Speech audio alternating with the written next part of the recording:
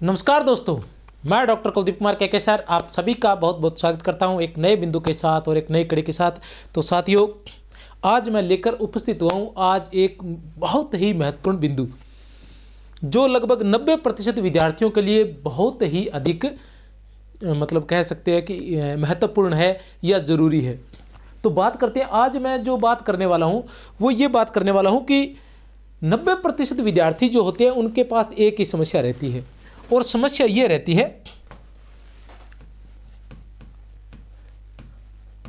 पाठ्यक्रम की समस्या। क्या समस्या है? पाठ्यक्रम की समस्या। और पाठ्यक्रम की समस्या भी क्या है कि पूर्ण नहीं होता। पहली बात तो पूर्ण नहीं होता और दूसरी बात यह है कि निश्चित समय में पूर्ण नहीं होता। समय सारणी बनाई जाती है, टाइम टेबल बनाया जाता है, प्रॉपर तरीके से पढ़ाई चल रही होती है और जब पढ़ाई चल रही होती है तब ऐसा लगता है कि जैसे पाठ्यक्रम आसानी से हो जाएगा, बहुत अच्छी पढ़ाई चल रही है, हम रोज़ अपनी पढ़ाई से खुश हो रहे होते हैं। और जब हमारी पढ़ाई को 1 महीना 2 महीने हो जाते हैं तब भी हम अपनी पढ़ाई से हम पढ़ भी बहुत अधिक रहे होते हैं और खुश भी होते हैं, क्योंकि हमें ऐसा लग रहा है कि जितना हम पढ़ पा रहे हैं, रोज़ का 10 घंटे पढ़ रहे हैं, 15 घंटे पढ़ रहे हैं, तो हम खुश होते हैं कि हाँ, हम बड़े आराम से अपना पाठ्यक्रम कर लेंगे। लेकिन जब समय निकलता जाता है तो हमें लगने लग जाता है कि इस तरह से तो पाठ्यक्रम पूरा नहीं होगा। आज की जो क्लास है वो विशेष रूप से वरिष्ठ अध्यापक और व्याख्याता के लिए। अब दोनों की वैकेंसी साथ में आई थी और दोनों के लिए यह जरूरी था कि दोनों के दोनों जो है जनवरी से शुरू हो गया था। जनवरी, फरवरी, मार्च और अप्रैल, किसी भी स्थिति में सभी का पाठ्यक्रम जो है, दोनों का पाठ्यक्रम जो अप्रैल में पूरा होना था। कब पूरा होना था? अप्रैल में। मैं जो आज आपको बताने वाला हूं वो यही बात बताने वाला हूं कि किस तरह से अभी भी मौका है। मैं जो बात बताने जा रहा हूं वो आप सुनेंगे तो आपको लगेगा कि हाँ, सर ने बिल्कुल सही बात कही है, हमें इस तरीके से काम करना चाहिए ताकि हमारा पाठ्यक्रम पूरा हो सके। आप कुछ दिन उस बात पर उस चलने का प्रयास करोगे लेकिन फिर आप भूल जाओगे या फिर उसको इग्नोर कर दोगे और उसके बाद फिर वो जो नियमित ढर्रा है उसी को अपना लोगे और उस तरह से पाठ्यक्रम पूरा होना बहुत मुश्किल हो जाता है। पाठ्यक्रम की क्या समस्या रहती है, थोड़ा सा और बताऊं, इस बात को मैं यही रोकता हूं एक बार। पाठ्यक्रम का क्या होता है कि अब जैसे वरिष्ठ अध्यापक वालों का तो पेपर कब है? सितंबर में है, ठीक है। और व्याख्याता वालों का कब है? वो जून में है। अब जून में जब परीक्षा हो रही है तो हमारा पाठ्यक्रम कम से कम अप्रैल में पूरा हो जाना चाहिए। होना तो हमारा मार्च में चाहिए था, हाँ, हो जाना तो हमारा मार्च में ही चाहिए था। अगर अच्छी चल रही है तो मार्च में ही होना चाहिए, लेकिन अप्रैल में अपना पाठ्यक्रम किसी भी स्थिति में पूरा हो जाना चाहिए। अप्रैल में हमारा पाठ्यक्रम किसी भी स्थिति में पूरा हो जाना चाहिए, क्योंकि पाठ्यक्रम में क्या होता है कि जैसे ही हम जनवरी से तैयारी करने लगे, अप्रैल तक आते आते हमारे कितने महीने हो गए? 4 महीने हो गए। अब एक हमारी गंदी आदत क्या है कि हम रिवाइज नहीं करते हैं।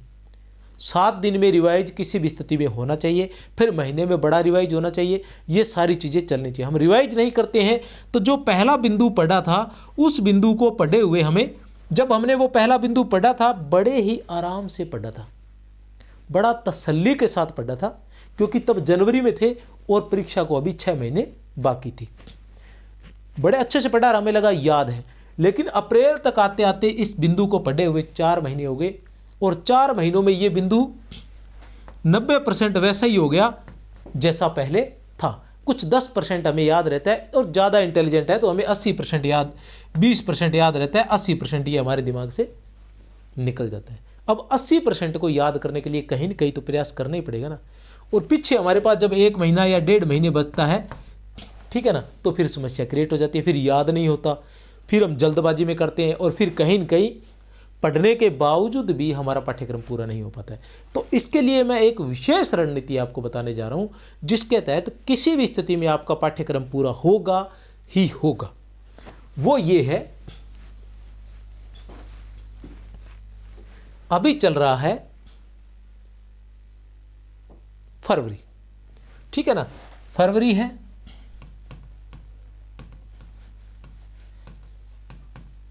मार्च है, अप्रैल है,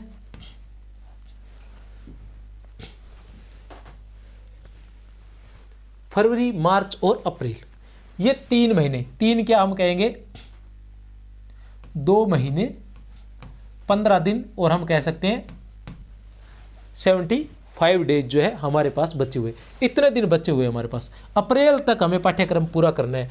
मई और जून में हमने क्या करना है, मई और जो जून है उसमें हमने इसको रिवाइज करना है। मई में 1 बार करेंगे और जून में 2 बार इसको रिवाइज कम से कम कर लेंगे। टोटल 1 और 1 2 और 2 4 बार हमारा रिवाइज हो जाएगा। अब 75 दिन बचे हुए हैं। अब हमने क्या करना है, कितने दिन बचे हुए हैं व्याख्याता की भर्ती के लिए,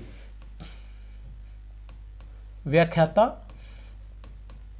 की भर्ती के लिए कितने दिन बचे हुए हैं, 75 दिन बचे हुए हैं। अब आपने क्या करना है, आपके पास क्या है कि एक फर्स्ट पेपर है और एक है आपके पास सेकंड पेपर, फर्स्ट पेपर और सेकंड पेपर, ये 2 पेपर है आपके पास, फर्स्ट पेपर और सेकंड पेपर। अब आपकी कैसी तैयारी है, आपका फर्स्ट पेपर अच्छा है या आपका सेकंड पेपर अच्छा है, उसी के अनुसार आपने काम करना है, उतना ही समय देना है। अब आपने क्या करना है, ये 75 दिन है, इसको आप कितने टुकड़ों में बांट लीजिए, 3 टुकड़ों में बांट लीजिए, 25-25 के 3 टुकड़े बना लीजिए। कितने, 25-25 के आप इनके 3 टुकड़े बना लीजिए। और 25-25 के नहीं बनाने तो मैं ये कहता हूं कि 7 चौके 28, आप 28-28 दिन का बना लीजिए। एक 28 दिन का, दूसरा 28 दिन का, 28-28 56, 56 और 20 एक 19 दिन का, ये 3 टुकड़े बना लीजिए। 3 टुकड़े बना लिए। अब जो पाठ्यक्रम है फर्स्ट पेपर और सेकंड पेपर का, पूरे पाठ्यक्रम के बिंदुओं को पाठ्यक्रम अपने हाथ में लीजिए, चाहे 2 दिन लग जाए, मैं आपको फिर कह रहा हूं इसी तरीके से आपका पाठ्यक्रम पूरा होगा, चाहे 2 दिन लग जाए इसको बनाने में, लेकिन आप बनाइए। और पाठ्यक्रम पूरा ना हो तो मुझे कह देना। अब इसको क्या कीजिए, पूरे पाठ्यक्रम को फर्स्ट पेपर और सेकंड पेपर के जितने भी टॉपिक है उनको 3 टुकड़ों में बांट लीजिए। आधे यहां रख दीजिए, जितने भी आपको लगते हैं, आधे यहां रख दीजिए, आधे यहां रख दीजिए। 3 टुकड़ों में आपने इनको बांट लिया। जितने भी बिंदु थे पाठ्यक्रम के, जितने भी बिंदु थे, जो कर लिए उसको छोड़ दो, क्योंकि जनवरी से लेके आप तैयारी कर भी रहे हो ना, तो जितने कर लिए उसको छोड़ दो, ठीक है ना। जो बचे हुए बिंदु है पूरे पाठ्यक्रम को इन 3 भागों में, चाहे वो शैक्षिक प्रबंधन है और चाहे वो मनोविज्ञान है, सभी को इसी के अंदर बांट लीजिए। बांट लिया। अब आपके पास यहां बच गया 1 महीने का टारगेट है। इसको अब एक बार भूल जाओ, इस पूरे को आप एक बार भूल जाओ, क्योंकि बांट लिया। अब आपके पास ये टारगेट रह गया। इस टारगेट को आप 7 के हिसाब से 4 भागों में बांट लीजिए।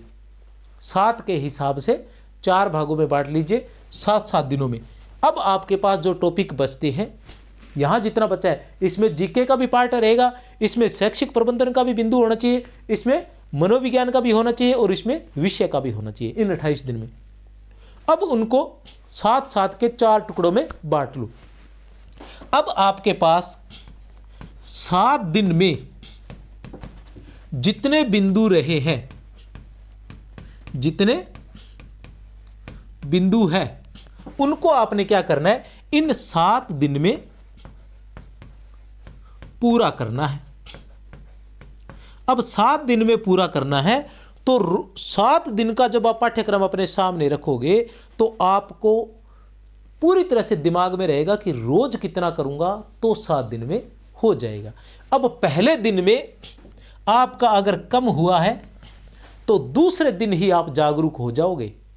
पहले दिन अगर आपका टारगेट कम हुआ है ना, तो दूसरे दिन ही आप जागरूक हो जाओगे कि नहीं, कल मेरा टारगेट पूरा हुआ था और इस तरह से तो 7 दिन में टारगेट पूरा नहीं हो पाएगा, इसलिए मुझे आज कल से किसी भी स्थिति में ज़्यादा पढ़ना पड़ेगा। टारगेट को मुझे पूरा करना ही करना है। क्या हुआ यहां, दूसरे ही दिन आपकी आंखें खुल गई और दूसरे दिन आप जागरूक हो गए। इस तरह से डिवाइडेशन करने पर दूसरे ही दिन। और यहां क्या स्थिति है, आप चले जा रहे हो, रोज के 5 बिंदु पढ़ लिया, आपको लग रहा बड़ा पढ़ लिया, बहुत पढ़ लिया, वाह वाह वाह वाह, इस तरह से तो बहुत अच्छा याद हो रहा है, ये तो मुझे टॉपिक क्लियर हो गया, ये भी क्लियर हो गया। लेकिन जब अंत में जाते हो पता ही नहीं है कितना पढ़ना, आखिर में पता चलता है कि बहुत सारे टॉपिक रह गए, ये तो पाठ्यक्रम पूरा नहीं हुआ, अब ऐसे कैसे होगा। फिर भागते हो, ठीक है ना। आपकी आंखें कब खुलती है, 3 महीने बाद, 4 महीने बाद जाकर आपकी आंखें खुलती है, जब आपको लगता है कि अरे पाठ्यक्रम अप्रैल में पूरा होना था, ये तो हुआ ही नहीं, अभी तक तो इतने सारे बिंदु बाकी पड़े हैं। लेकिन यहां क्या होगा, यहां आपकी रोज आंखें खुलेगी, रोज आपके ऊपर दबाव रहेगा, आपकी रोज रणनीति चेंज होगी, रोज आप प्रेरित होंगे और रोज ही कोई ना कोई स्कीम लड़ाएंगे, कोई तरीका अपनाएंगे, किसी भी तरह से आप करेंगे, अपने पाठ्यक्रम को पूरा करने का प्रयास करेंगे रोजाना। अब आपने देखा 7 दिन में अगर आपका टारगेट पूरा नहीं हुआ, पूरा हो गया तो वो तो रिवाइज हो जाता है। एक 7वें दिन, 6 दिन में जो काम किया है वो 7वें दिन जरूर रिवाइज करें, क्योंकि अगर दिन निकल गए ना, जो बच्चे, बहुत से विद्यार्थी क्या करते हैं कि रिवाइज नहीं करते हैं, रिवाइज नहीं करते हैं तो पहले टॉपिक को आखिर तक जाते जाते 5-6 महीने हो जाते हैं और फिर वो याद नहीं रहता है। इसलिए 7 का 7 चाहे कम पढ़ें लेकिन रिवाइज करते रहें। अब 7 दिन में आपको लगेगा कि टॉपिक पूरा हो गया तो बहुत अच्छी बात है, कर भी लोगे आप, क्योंकि रोज आंखें खुलेगी तो आप किसी तरह से मेहनत करोगे, लेकिन करोगे। और अगर कुछ बचेगा तो अगले 7 दिन में आप पूरी तरह से कोशिश करोगे कि अगले 7 दिन में मैंने ये बचा हुआ भी करना है और आगे वाला भी करना है। ऐसी स्थिति में क्या होगा कि आपके घर में कोई भी कार्यक्रम है, आपका मन नहीं करेगा उसमें भाग लेने को, क्योंकि कल ही मैंने टारगेट पूरा करना है, पीछे वाला मेरा टारगेट बाकी है और पूरा नहीं होगा, इस तरह से आपके दिमाग में रहेगा, आप उस कार्यक्रम में भाग नहीं लेंगे। घर में घर वाले सारे मूवी देख रहे हैं, अगर आपके टारगेट अप्रैल का है ना तो आप मूवी आराम से देखोगे कि बहुत टाइम पड़ेगा, चलो कर लेंगे, कोई बात नहीं, मैनेज कर लेंगे, आज देख लेते हैं, सबके साथ सारे आए हुए हैं। लेकिन नहीं, जब टारगेट इतना छोटा होगा ना तो आपको लगेगा नहीं मेरा टारगेट तो पहले ही पूरा नहीं हुआ, मैं नहीं देख सकता मूवी, भाई मैं मूवी नहीं देख सकती।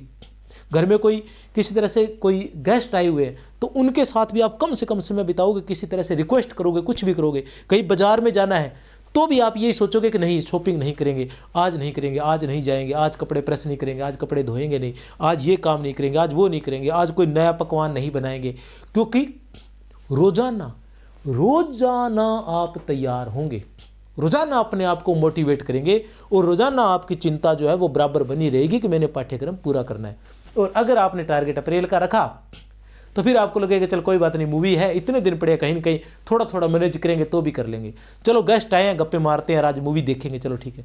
लेकिन इस तरह से आप नहीं करेंगे, आपका पाठ्यक्रम 100% पूरा होगा। इस तरह से अपने पाठ्यक्रम को व्याख्याता वाले और मई वाले जो वरिष्ठ अध्यापक वाले हैं वो थोड़ा सा इसको टारगेट को बढ़ा भी सकते हैं।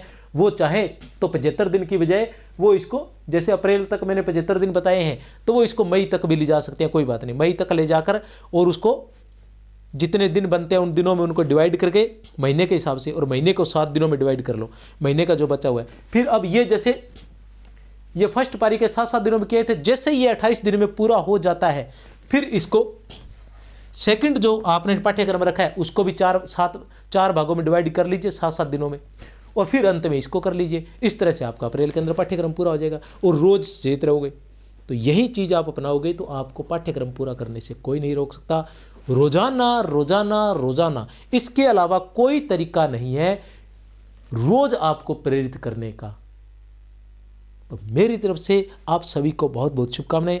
ज़्यादा बातें मैं बताऊंगा नहीं, अगर ये बात मानोगे तो आपको कोई नहीं रोक सकता। और अगर कोई समस्या हो तो 63 771 24 802 पर आप मैसेज कर सकते हैं।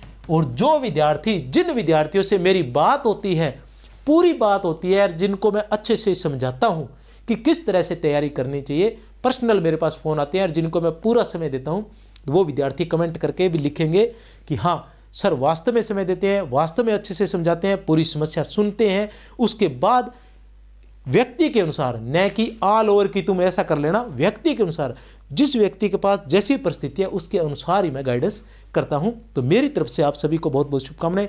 जय हिंद, जय भारत।